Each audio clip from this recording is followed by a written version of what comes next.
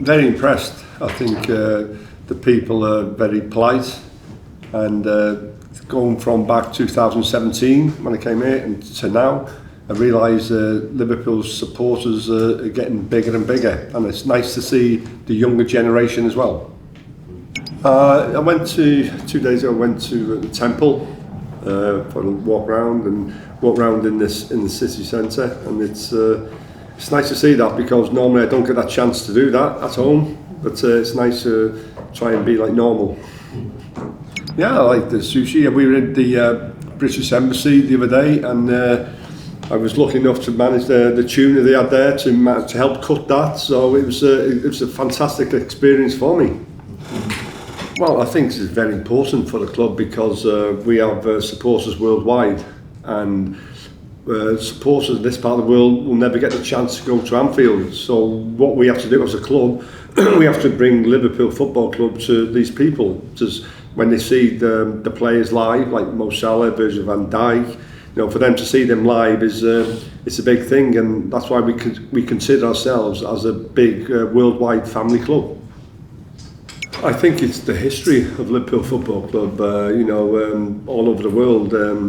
I think it's just the people in Liverpool are working class people, and with the song, You'll Never Walk Alone, everything like that, it brings everyone into perspective that we are. That's what, again, I said, that's what makes us one big family club worldwide, and also being successful as well.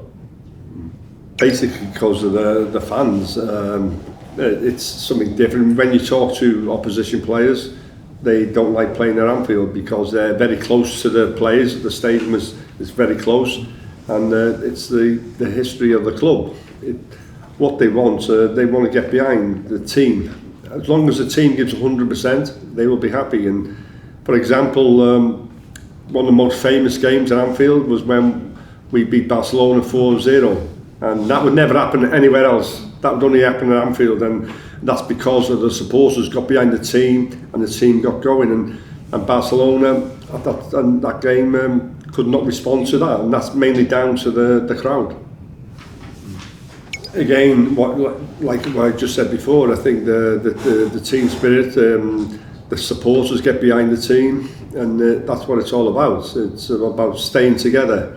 It's, like I said, it's when you're winning, it's easy. When you're not winning, that's when you get behind the team. But from the first game, when we played against Ipswich Town, we were 1-0 down, and we won the game 2-1. I think that changed the way. It's about everyone helping each other, whether they're playing or not. It's everyone stick together, and that's what the supporters recognise, and that's why Anfield becomes it becomes a big thing. Everyone does not like to come to Anfield to play. I go back to in the early days with Bill Shankly, then Bob Paisley, and I looked the same situation where Jurgen Klopp was like the Bill Shankly of Liverpool in the old days. He built the team spirit there and built the foundations, and then Arne Slot I look at as Bob Paisley, where he built foundation and he takes them to a different level, and that's very important. So I think the two different managers, they manage in different ways, exactly the same as Bill Shankly and Bob Paisley. They're different people. Like Shankly and Klopp will be up out of the dugout shouting and getting everyone, where Bob Paisley and Slot are more calmer, and but they still have the same drive though. What you have to do is, we were taught when we were playing, the easiest thing is to win the league, the hardest thing is to retain it. And that's what Liverpool have got to put. Everyone wants to beat Liverpool this year. Last year people were not sure, and this year everyone wants to beat Liverpool. So I think that's why we've strengthened in the squad. Now last year we only signed one player, now we're signing 4, maybe 5 players, because that will be needed to win the league this year. So I'm confident, but I think other teams will be looking to overturn Liverpool.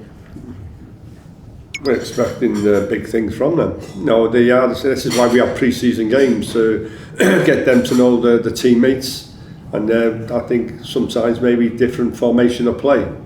I think some players maybe played in different positions, and I think that's down to the manager, what he does, and also against the opposition that we're playing. So that's why I think it's really important these pre-season games. It gives a players a chance for the players to impress the manager, and they can do that. Maybe they'll be looking to start in the first game, but it's everything to play for now. So it's down to the players then to impress the manager in what they can do. Well, we're all expected for the new signings to come good, but you can't beat experience. And at the end of the day, one of the most vital is Virgil van Dijk, Mo Salah. And then you look at Alisson, because the new signings, we cannot judge them until they actually there. Yeah, they've been great for the clubs previously, but we need this year, it's important that some of these players come to the same level as Van Dijk, Salah and Alisson. They need to upgrade their play to produce that. If they do that, we can judge them then, and that's when Liverpool have a good chance of winning the league. Again, like I say, Liverpool, everyone wants to beat Liverpool this year. It's going to be difficult, but I think that's why we need these new signings to come good. If we do that, we'll be successful. The opposition, you look at Chelsea, they've won the World Club thing, they've got a young team, and winning that World Club Champions, they may be a bit confident now they've won a trophy. You look at Arsenal, now you have a number 9 now, so maybe someone to score goals. You have Manchester City, who are Manchester City, anything could happen. So I think they are most probably the main dangers. You'll always get one surprise club coming good, but I think to win the league, I think it'll be either Liverpool, Chelsea, Arsenal and Manchester City as normal. I think he's a very important team player. He's a fantastic professional. He knows exactly what's needed when he plays. He does really well, and when he doesn't play, he doesn't go in the mood. He's still for the team. He's been played in different positions, and that's a sign of a proper team player. May not play week in, week out, but when he's asked to, he plays in different positions. And for me, if you're a manager, he'd be a dream player to have in your squad. Maybe not the same, it's a squad where the hardest thing for a manager is not the 11 that are playing, it's keeping happy the maybe 11 who are not playing. And if you're a manager with Endo, even when he's not playing, he's still committed to the club, and for me, he's the ultimate professional. Well, I think what he he sets an example to the younger players.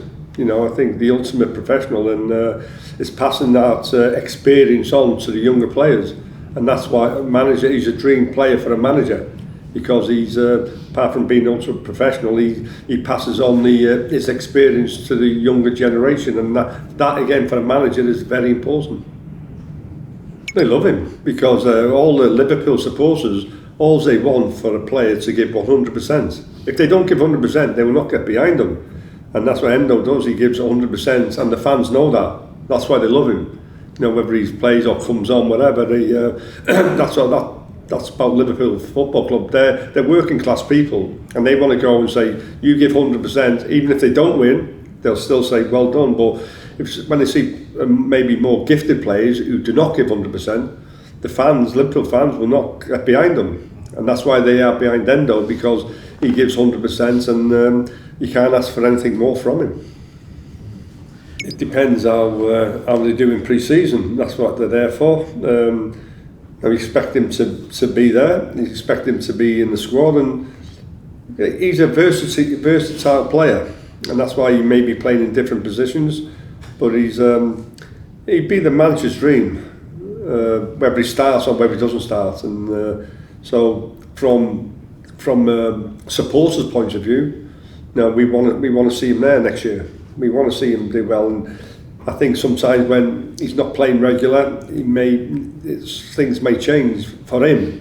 But as a supporter, and we want to see Endo there and play in certain games and play out of positions. But you know what you're going to get from him. So we want to see Endo at Liverpool next season. Yeah, well, he's got to impress in training and in pre-season as well. It's you only get so many chances, and you need to impress in pre-season or whatever. And because put a problem for the manager. You go say, I've done so well, you must start me. So it's putting the pressure on the manager. The manager then will have to make that decision, whether he plays or whether he doesn't. But don't give the manager an excuse for not to play him, because if you play well, the player can go into the manager and say, tell me why I'm not playing. But if he's not playing well, it's an easy choice for the manager saying, there you go, so I'm not playing because you're not playing well. So what you have to do is impress the manager, put the problem on the manager, because that's the manager's job to pick the right team.